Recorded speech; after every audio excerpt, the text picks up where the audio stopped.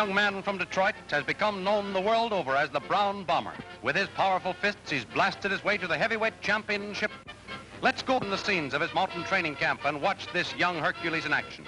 6 a.m. finds him out on the road for his daily 6-mile run. There he is on the left, knocking off those miles just as easy as he knocks out an opponent. All of which adds up to a big, hearty appetite for breakfast. Joe's the first one at the table. And while he reads the sport pages, let's peek in the kitchen. Hurry up that breakfast, chef. The champ's hungry.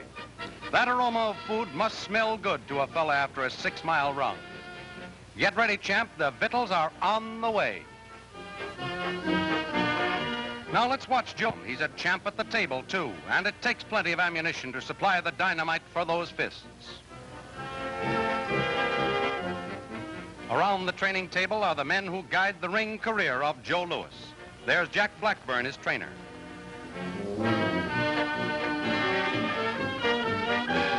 Co-manager. Training camp meals are informal affairs. Everything goes, especially the food. And after breakfast, Joe and his managers plan the day's training activities. Julian Black is the other half of the managing partnership that discovered Joe Louis had the makings of a champion. And John Roxborough knows that their hunch was right.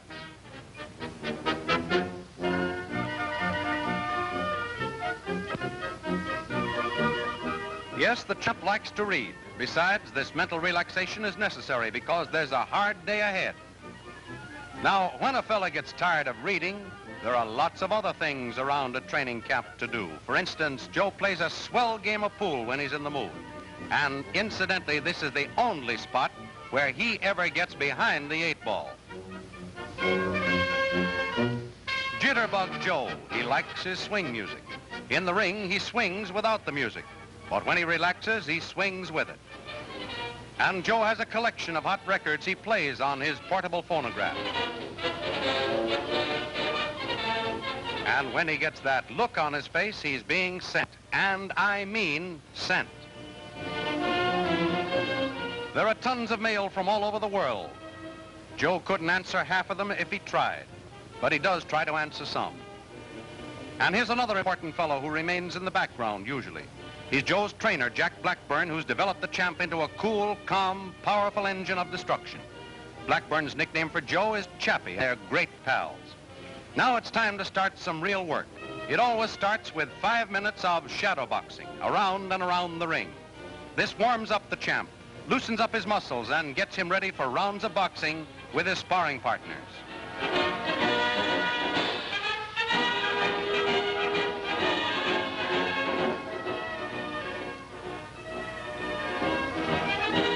There's Jack Blackburn in the champ's corner. He greases Joe's face and puts on his gloves.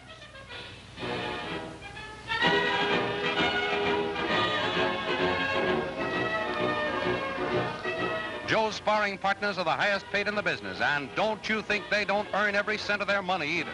He doesn't fool around in the ring. He gives his sparring partners terrific punishment, and they have to fight or else. But the champ's a pretty regular guy. He doesn't like to knock them out. It would be tough if he couldn't find any more sparring partners to box with. Joe's footwork has earned the title of Shufflin' Joe. He knows how to handle his underpinnings, no effort wasted, no stumbling about. Looking around outside the ring, we find these lady visitors taking in the action.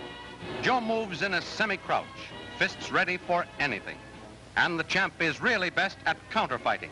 Lead to him, and he usually jolts you with a swift left jab or hook. When he whips across a murderous right, after that, curtains. Experts have raved over the marvelous accuracy with which Joe throws his punches. These workouts on the punching bag help to develop that. Notice that left. I said notice it, but don't ever get in front of it.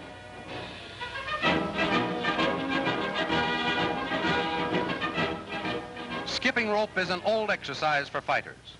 They do it even more than little girls, and much better, too. Skip, skip, skip. That develops the footwork.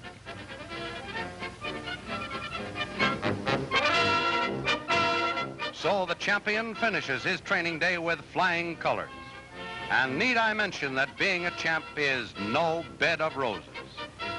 Oftentimes there are important visitors around camp. Here's Jim Braddock says, good luck. Even after all that exercise, the champ still looks as fresh as a daisy. Always in the pink of condition, he's the idol of countless thousands. Standing 6 feet 1 3/4 inches tall, weighing 200 pounds, with biceps 14 inches around and a 3-inch chest expansion, this young ring warrior has given the boxing world some of its most outstanding ring action and knockouts, such as Carnere in the 6th round, Bear in the 4th,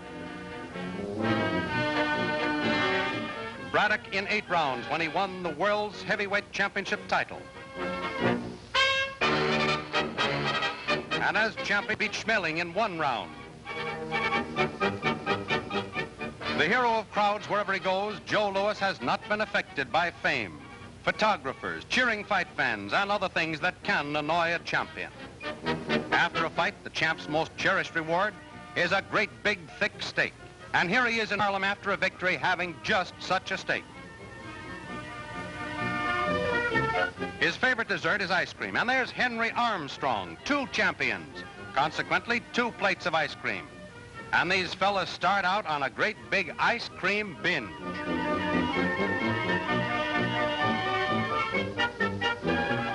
Behind the scenes of a weigh-in before his fights, Joe Louis still retains that calm and coolness that has paralyzed opponents before the gong.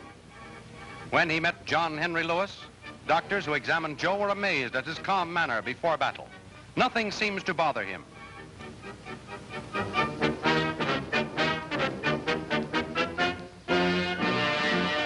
Even the newspaper's flashbulbs going off in his face doesn't bother Joe. It was the same cold, calm Joe Louis who defended his title against a man of his own race, posed pleasantly with John Henry Lewis at the weigh-in, and then knocked him out in the 1 round that evening. Joe Louis remains king of the ring. His might under Brown Bomber blasts down all before him who challenge his title of heavyweight of the world.